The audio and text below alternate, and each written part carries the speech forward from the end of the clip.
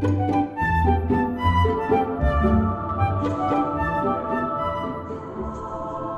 que agora a gente tem que chamar o Bruno que está fazendo sucesso no chat, agora ele vai apresentar. O Bruno que é a intersecção do nosso grupão com o Gen, né? E dá abertura para o grupão, que vai ser o ciclo do grupão agora, que é o grupo maior, né? Da onde veio o nosso subgrupo do Gen. Exato. Bruno, por favor. Obrigado, pessoal. Obrigado, Edu. Obrigado, Cris. Obrigado pela oportunidade. Tem que começar essa fala. Bom, eu não tenho apresentação, eu sou uma pessoa moda antiga, minha apresentação está anotada no papel e vai ser comigo falando.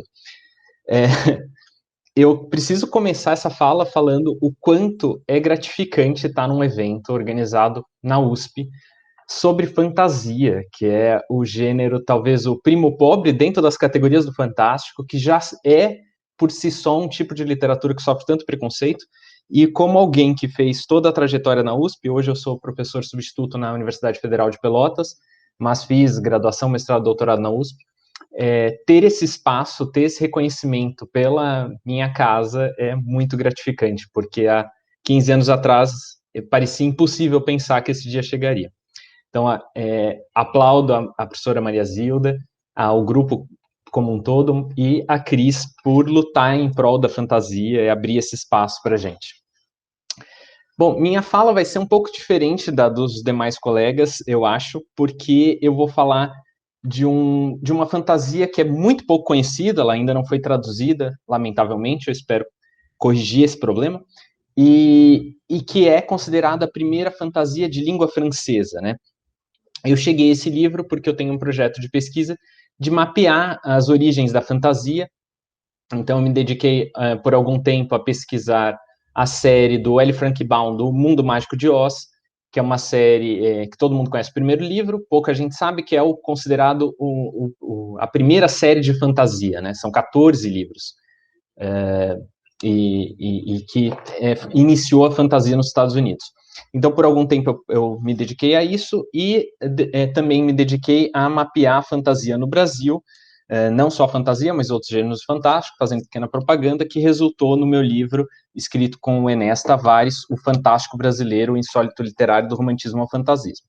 E agora eu estou tateando as origens da fantasia francesa, que uma vez que a minha formação inicialmente é em literatura francesa, né?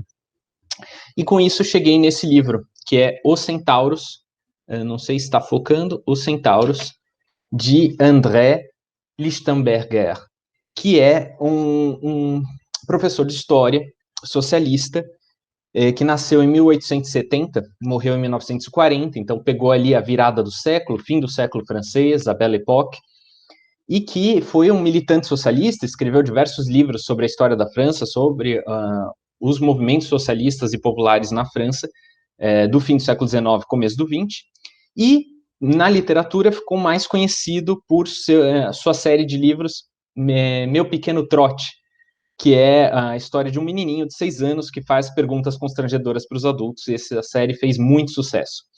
Mas, para além dessa série, ele tem vários outros livros de ficção, e dentre os quais se destaca O Centauro, que foi publicado pela primeira vez em 1904, no formato folhetim, sendo logo em seguida, no mesmo ano, republicado em formato livro, e depois teve uma reedição na década de 20, e passou esquecido quase todo o século 20, sendo redescoberto apenas em 2013 por um editor inglês, que traduziu o livro e resgatou o livro numa coleção de língua inglesa, e a partir dessa edição o livro foi redescoberto na França e foi republicado em 2017 pela editora Calidor, que faz essa edição, e que tem um projeto editorial justamente de resgate de obras de fantasia, não só francesas, mas internacionais de modo geral, mas eles têm feito um trabalho muito interessante de pegar essas obras seminais da fantasia e republicá-las com aparato crítico. E foi por meio dessa edição que eu descobri Os Centauros, que é um livro muito sui generis, por diversos aspectos. Ele foi publicado no período pós-simbolista ali, né, no fim do século, já no começo do século XX, mas ainda muito preso às convenções estéticas do fim do século XIX. Então, é um romance que foi lido, apesar de ter sido publicado no formato de folhetim, ele foi lido por muito tempo como um romance em prosa poética, ou quase um poema em prosa, apesar de ter 300 páginas. Isso dado a construção de mundo e a construção da linguagem. É uma linguagem muito poética, muito metafórica, e que suscitou muito questionamento do que era esse livro. Na verdade, não havia ainda o conceito de fantasia, não havia o conceito de mitopoética, de subcriação de mundos, e é basicamente o que ele está fazendo ali. Mas a francesa, o que é sempre um pouco diferente, né? Estudando a fantasia francesa ao longo do século XX e mesmo XXI, a gente percebe que, ao mesmo tempo em que há sempre um diálogo com a tradição de língua inglesa, onde a fantasia propriamente nasce, eles conservam características muito próprias do imaginário francês, né? E, em particular, a introspecção, uma questão existencialista muito forte, um pessimismo atroz, algo que não é tão comum de se ver na fantasia de língua inglesa mais tradicional, digamos assim.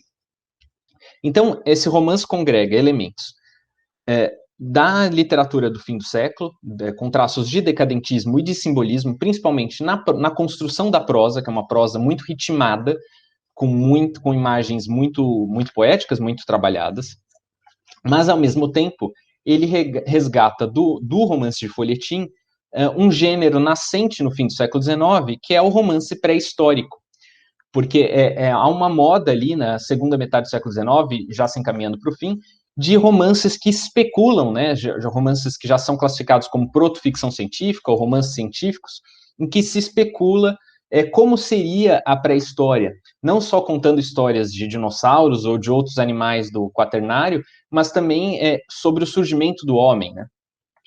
O surgimento do homem, da raça humana, do Homo sapiens.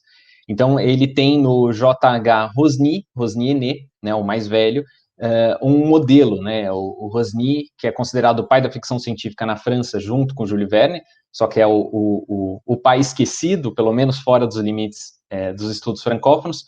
Ele é muito conhecido pelos seus romances sobre esses primórdios da espécie humana, e dialoga muito com o que o Lichtenberger faz em Os Centauros. Então, tudo isso para dizer o quanto é difícil a classificação desse livro e o quanto ele demorou para ser entendido como fantasia, né? Apesar de, na segunda edição de 1920, a segunda edição em formato romance, eu digo, ele já ter saído com o subtítulo Romance Fantástico. Mas quem conhece a crítica francesa, principalmente através de Todorov, sabe que fantástico, na França, é algo muito restrito e não abarca a fantasia. E, hoje em dia, já se entende que esse romance é uma proto-fantasia, ou a primeira fantasia de língua francesa, e não um romance fantástico. Mas por que podemos chamar esse romance de fantasia, né? Bom, antes de entrar nessa questão mais teórica, dá um pouco do contexto desse romance. O livro conta a história de um mundo que a gente não sabe se é o nosso, ou se é um mundo mitológico, ou se é um mundo secundário, porque não há indicações de que mundo seja esse. Então, ele é ucrônico, a gente não sabe em que tempo se passa essa história, e ele é utópico, ele é um não-lugar, né? É um lugar que pode ser identificado com qualquer lugar da Terra, do Quaternário, dessa época, assim, que seria 30 mil, 40 mil anos atrás, quando os humanos começam a estabelecer seus primeiros povoamentos nos continentes, mas a gente não consegue situar exatamente. Então, pode ser um outro mundo também. E ele tem aspectos eutópicos, né? Ele não é só uma utopia, ele não é só um não-lugar, mas ele é uma utopia, pelo menos no começo, um bom lugar. Pois é um mundo muito organizado e muito positivo, vamos dizer assim. Esse mundo é governado por 3 tribos. A tribo dos centauros, que dão nome aos livros, chamados os Filhos do Sol. A tribo dos tritões, chamados os Filhos do Oceano. E a tribo dos faunos, que são os Filhos da Terra. E eles vivem em harmonia com todos os demais animais, numa espécie de utopia animalista que antecede muito da fantasia animalista, que hoje em dia é considerado gênero, em retomada mais ou menos com o que o Rudyard Kipling faz no Livro da Selva, né? Então ele dá voz aos animais, os animais têm uma inteligência, mas ele não antropomorfiza esses animais e nem essas 3 criaturas das tribos, né? E a gente acompanha o ponto de vista dos centauros na narrativa. Os centauros governam tudo, impõem um regime vegetariano a todas as criaturas carnívoras, como leões, tigres, podem se alimentar de carne, mas só de cadáveres, então a caça é interdita, a violência é interdita, e o mundo segue harmônico assim. Até quando, num processo migratório, aparecem os esfolados, que nada mais são do que os seres humanos, que por não terem nenhuma cobertura, nem escamas, nem penas, nem pelos, são chamados de esfolados pelos centauros. E o primeiro contato entre as 3 tribos reinantes e os esfolados resulta em agressividade, pois os humanos têm sempre um comportamento de caçadores e acabam entrando em conflito com esse mundo, essa utopia anti-antropocêntrica, vegetariana e não agressiva, comandada pelos centauros, né? Por que pode ser considerado uma fantasia? Bom, pela construção de mundo. Então, analisando pelo viés do world building, a gente tem uma sociedade complexa, com um sistema de religião, né? Eles são considerados filhos do Sol, e o Sol é o Deus supremo deles. Tem línguas, não línguas inventadas no sentido tolkieniano, mas línguas que impedem a comunicação com os humanos. Então, há toda uma estrutura de um mundo inventado, de um mundo secundário, que antecipa o que a gente entende como subcriação e como mundo secundário. Então, por conta disso e dessa organização estrutural de uma sociedade que funciona, que tem leis próprias, que se afasta da nossa, o livro pode ser entendido como uma fantasia. Ao mesmo tempo em que ele também é mítico, no sentido de que ele retoma criaturas da mitologia greco-romana e as ressignifica. Mas ele não as ressignifica no sentido das obras de fantasia que a gente viu agora há pouco. Então, não é um processo de domesticação, de antropomorfização ou de humanização, como acontece com os lobisomens, com os dragões que a Giovanna analisou, os lobisomens que a Beatriz analisou. Não. O que acontece aqui é um deslocamento do ponto de vista, do olhar. Então, a narrativa, ela não monstrifica os centauros, que são extremamente monstruosos na mitologia grega, pois a gente tem acesso à narrativa pelo ponto de vista dos centauros, e não dos humanos. E os humanos são vistos como monstros, não por agirem de qualquer forma excepcional, eles agem da forma como a gente entende hoje que agiriam os chamados homens das cavernas, né? Que caçam, fazem fogo para espantar criaturas, etc., usam pele para se esquentar. Então, mas ao olhar dos centauros, tritões, faunos e demais criaturas, dos outros animais também, os humanos são monstruosos porque é quem chega, caça, domina, domestica. Então, o interessante é que esse processo de mudança de paradigma se dá com uma mudança de olhar. E é um olhar muito inovador, porque ele aponta para a causa antiespecista, né? Que apaga esse limite, essas limitações de espécie. Bom, já tenho que me encaminhar aqui para o final, porque só tenho, acho que 2 minutinhos, né? Mas então, essa história ela se mostra muito inovadora por apresentar o ponto de vista dos considerados monstros da mitologia clássica. Então aqui a gente tem acesso a centauros que não vão ser necessariamente os grandes violadores da mitologia grega, que são extremamente agressivos e etc.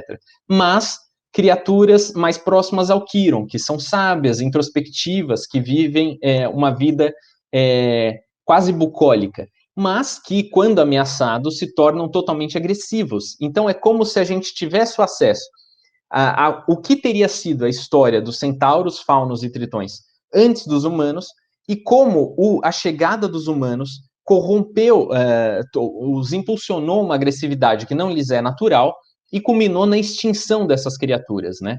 Desculpe pelo spoiler, mas não tem como não concluir.